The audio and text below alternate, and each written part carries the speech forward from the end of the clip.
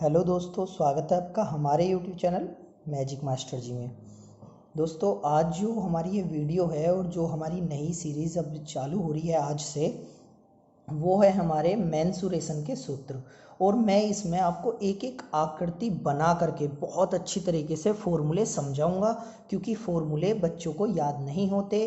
आप उन्हें तभी याद कर सकते हो जब आप उनकी बारीकी से ध्यान दें और ये देखें कि भाई हमारा ये जो सूत्र आया है ये कहाँ से आया और किस प्रकार इसको बनाया गया है। ठीक है, शुरू करते हैं हम आज की अपनी ये वीडियो। ठीक है, मैं आज पहली आकृति जो लूँगा वो लेता हूँ घनाभ की। मैं एक एक आकृति बना करके बहुत ही प्यार के साथ आपको इसे समझाने की कोशिश करूँगा और आई होप आप बहुत अच्छे से इसे समझेंगे। देखो, घनाभ की आकृति किस प्रकार होती है, पहले तो वो जान लेते हैं कि भाई घनाभ जो होता है वो किस प्रकार का होता है और उसमें क्या क्या होते हैं। देखो, ये हमने आकृति जो बनाई है ये बना रहे हैं हम घनाभ।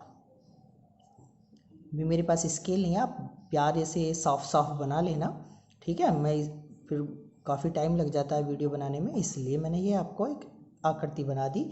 इसका नाम क्या है? इसका नाम है घनाभ। ठीक है, और मैं अब आपको इससे रिलेटेड कुछ बातें बताता हूँ, फिर इसके मैं आपको सूत्र बताऊँगा। चलते हैं, हम पहली बात जो बता रहे हैं इसकी, वो बता रहे हैं कि घनाभ में आमने सामने की भुजाएं क्या होती हैं, आपस में बराबर होती हैं, लेकिन ये और ये इसमें अलग होती है। देखो, ये इसमें क्या होती है, ऊंचाई होती है। ये इसकी जो लंबाई हो गई, ये लंबाई होगी इसकी, कितना लंबा है, और यहाँ से यहाँ तक मतलब इस तरीके से 3 डायमेंशन में देखेंगे आप तो इस तरीके से क्या होगा, इसका चौड़ाई हो जाएगी कि भाई ये हमारा कितना चौड़ा है, यानी बी होगी। ठीक है, लेंथ और हाइट और विड्थ इसकी आ गई है। ठीक है, ये हमने बी माना गया, इसकी चौड़ाई कितनी है, बी है। ठीक है, अब शुरू करते हैं। नंबर 1, सबसे पहले तो इसके सभी पॉइंट्स आपको अच्छे से पता होने चाहिए। हम अगर बात करें तो सबसे पहले अगर मैं बात करता हूं तो कि घनाभ में कितने फलक होते हैं, तो घनाभ में फलकों की संख्या।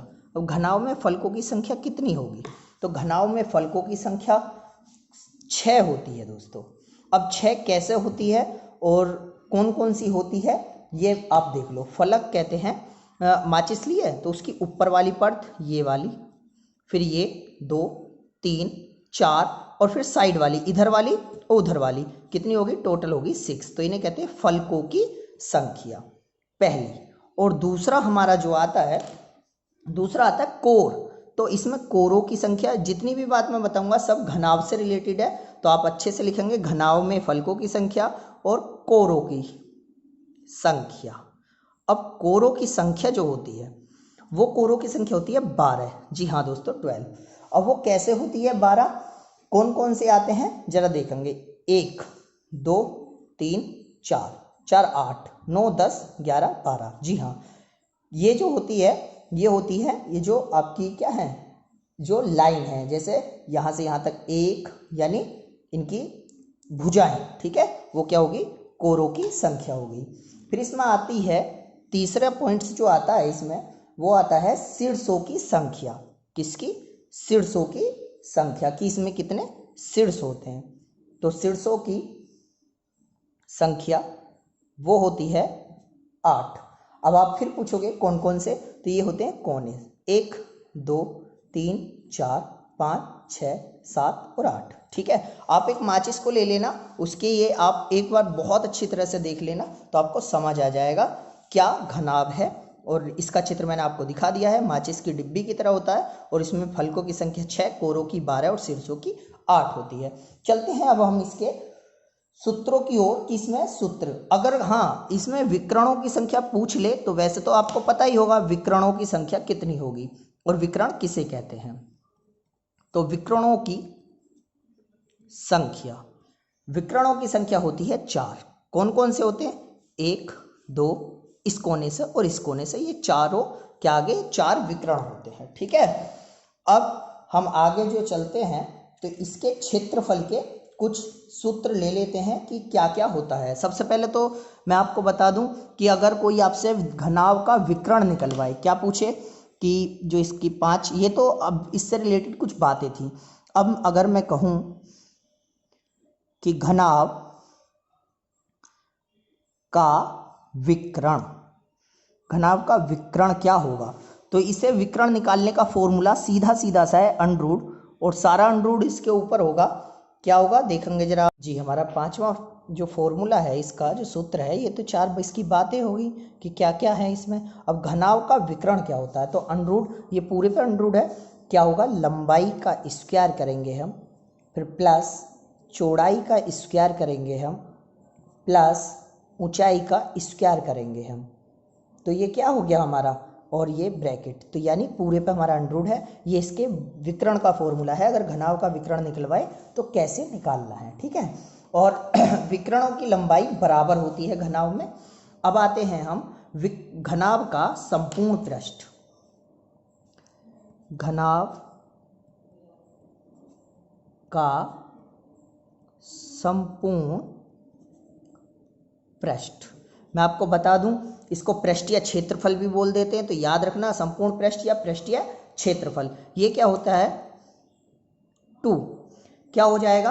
अब मैं आपको डायरेक्ट बता देता हूँ, एल बी, यानी अगर आप हिंदी में लिखोगे तो क्या लिखोगे, लंबाई गुणा चौड़ाई, प्लस बी एच, इजी हो जाता है याद करना, फिर एच एल, जी हाँ, लंबाई गुणा चौड़ाई, चौड़ाई गुणा ऊंचाई, और ऊंचाई गुणा लंबाई, ठीक है। अब अगला फॉर्मूला, ये तो आप सिंपल है याद कर लोगे, 7।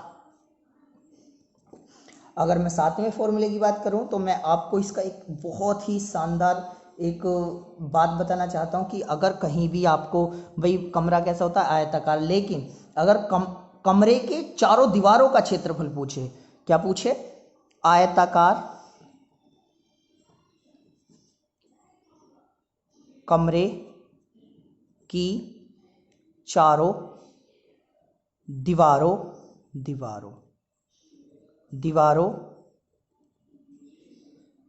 का क्षेत्रफल अगर आप लोगों से पूछ लेता है तो आप क्या करोगे, इसे लगाओगे, लेकिन नहीं, उसका क्या होगा, उसका हो गया 2 लंबाई प्लस चौड़ाई ब्रैकेट, और इसमें गुणा कर देंगे ऊंचाई की, ठीक है। यानी 2 लंबाई प्लस चौड़ाई, ठीक है, ये जोड़ने के बाद 2 की गुणा करके और ऊंचाई की इसमें क्या कर देंगे, गुणा कर देंगे, ठीक है। तो आपके आयताकार कमरे के चारों दीवारों का क्षेत्रफल, या आप ये भी लिख सकते हो कि आधार का परिमाप गुणा ऊंचाई। ये परिमाप, ये तो आपने आयत और वर्ग के फॉर्मूले में पढ़ ही लिया होगा, परिमाप वगैरह मैं बता दूंगा फिर आपको। देखो जब परिमाप आया है, परिमाप कोई भी आकृति ले लो, अगर उसका आपको परिमाप निकालना है तो उसकी सारी भुजाएं जोड़ दो, ठीक है। अब मैं आपको एक बता देता हूँ कि परिमाप जैसे निकालने का मैं आसान तरीका और बता देता हूँ। जैसे मैंने कहा आयत का परिमाप, तो ये आपको दिख रहा है, इसमें ये है, दोनों क्या है, ये तो लंबाई हो गई, और ये इसकी क्या हो गई, चौड़ाई हो गई, ठीक है। ये लंबाई हो गई इसकी, ठीक है, ये चौड़ाई हो गई है इसकी, आयत है, ठीक है। अब देखो L प्लस B, तो यानी कितने हो गए, 2L और 2B। अब मैंने 2 कॉमन ले लिया तो L प्लस B, तो आप निकल गया है ना। तो अगर आप फॉर्मूले भूल जाते हो परिमाप के, तो जो भी आकृति है उसकी सारी भुजाएं जोड़ दो, उसका परिमाप आ जाता है, ठीक है। तो अब मैं चलता हूं इसके आयतन की तरफ। तो अगर आपको घनाभ का आयतन पूछे, 8, क्या पूछ रहा है, घनाभ का आयतन, तो घनाभ का जो आयतन होगा, इसका अगर हम आयतन की बात करें तो इसका आयतन सीधा सीधा होगा क्या, लंबाई गुणा चौड़ाई गुणा ऊंचाई, ये क्या होगा, घनाभ का आयतन, ठीक है। तो इसी प्रकार हमारे घनाभ से रिलेटेड सभी फॉर्मूले मैं लिख चुका हूं और इसके सारी बात मैं बता चुका हूं। अब इसके साथ हम एक और ले लेते हैं। मैं हर वीडियो में 2 आकृतियों के बारे में बहुत अच्छी इन्फॉर्मेशन दूंगा। अब मैं दूसरी जो आकृति ले लेता हूं वो ले लेता हूं घन, क्योंकि वो इसी की तरह है, ठीक है जी, क्यूब इंग्लिश में बोलते हैं इसको। अब इसकी आकृति जो होती है बिल्कुल ऐसी होती है, बस इसमें क्या, उसमें आमने सामने की भुजा बराबर होती हैं, इसमें सारी भुजा समान होती है, इसकी ऊंचाई चौड़ाई लंबाई सब क्या होती है, बिल्कुल बराबर होती है। तो ये होती है घन। ठीक है, अब घन से रिलेटेड भाई ये जो मैंने लिखवाए थे, कोरों की संख्या, शीर्षों की संख्या, फलकों की संख्या, तो ऐसी ही होती है क्योंकि आकृति ऐसी होती है। सिर्फ इसमें जो बदलते हैं वो फॉर्मूले बदलते हैं, और कौन कौन से बदलते हैं वो मैं आपको बताने जा रहा हूँ। पहला जो फॉर्मूला है, जैसे आप निकालोगे घन का विकर्ण, घन का विकर्ण क्या होगा। फिर दूसरा फॉर्मूला आता है आपका घन का संपूर्ण पृष्ठ। यहाँ बच्चा देखो, अब बच्चा क्या कंफ्यूज हो जाएगा, क्योंकि अब जो एनसीईआरटी चल रही है वहां पे संपूर्ण पृष्ठ ना देके पृष्ठीय क्षेत्रफल बोल देता है, तो डरना मत, एक ही बात है, पृष्ठीय क्षेत्रफल या संपूर्ण पृष्ठ। और नंबर 3, तीसरा जो हम निकालेंगे वो निकालेंगे घन का आयतन, घन का आयतन।